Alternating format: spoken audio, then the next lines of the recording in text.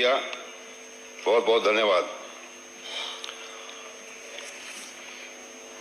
आज हम शिक्षा की मांग पर विचार कर रहे हैं और किसी देश प्रदेश के विकास के लिए शिक्षा एक बहुत महत्वपूर्ण चीज है। शिक्षा के बिना किसी देश और प्रदेश का विकास नहीं हो सकता। लेकिन शिक्षा के बारे में हम चर्चा कर रहे हैं तो शिक्षा की गुणवत्ता जिस प्रदेश में होगी वो प्रदेश आगे बढ़ेगा।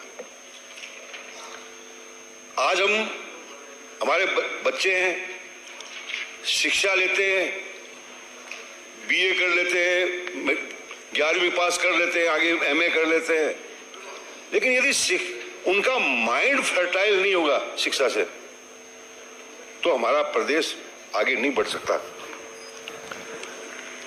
लेकिन एक बात बहुत ही अचंभित है कि जब भी सरकारें बदलती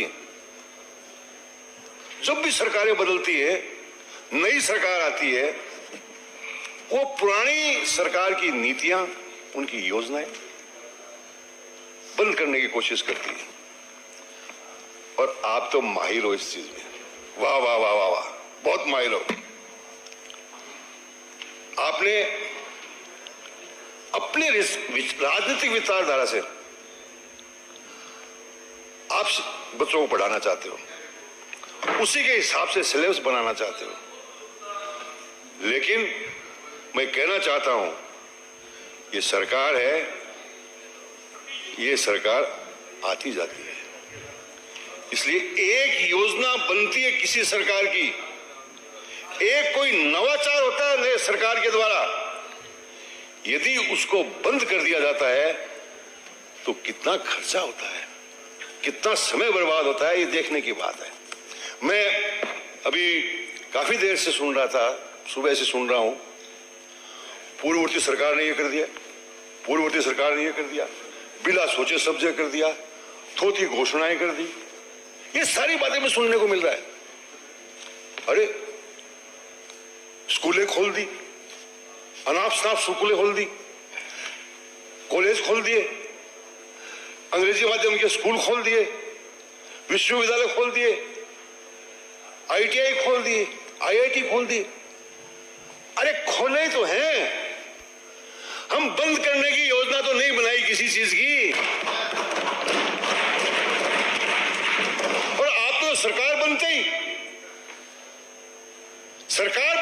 पहला आज जो है आपका ये स्टेटमेंट था कि हम जो है अंग्रेजी स्कूल बंद करेंगे। आपने कमेटी बना दी। सभापति महोदय,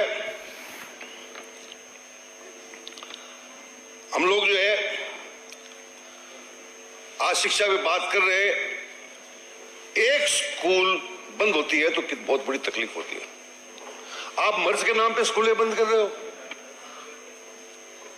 आप मुझे एक बात बताओ, यदि संख्या कम है, नामांकन कम है, तो आपके प्रयास होने चाहिए ये कि नामांकन कैसे बढ़े और वो स्कूल अच्छे से कैसे संचालित हो।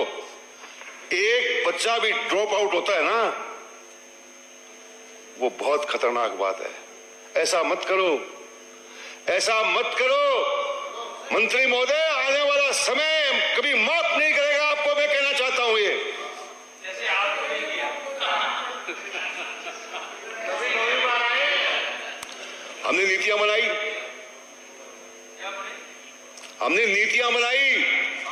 हमने नीति बनाई, हर ग्राम पंचायत पे सीनियर स्कूल खोले, हर ब्लॉक में एक कॉलेज खोला, और 10वीं 11वीं और 12वीं में यदि बालिका किसी भी स्कूल के अंदर है तो उसमें कॉलेज की घोषणा की। कोई करके तो दिखा दो।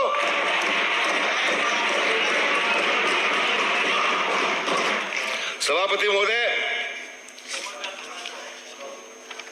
महात्मा गांधी अंग्रेजी मीडियम, आज इसको बंद करने की बात चल रही है।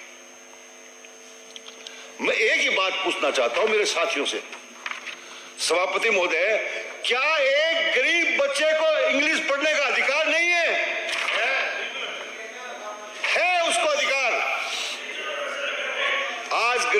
बच्चा इस अंग्रेजी स्कूल में पढ़ रहा है।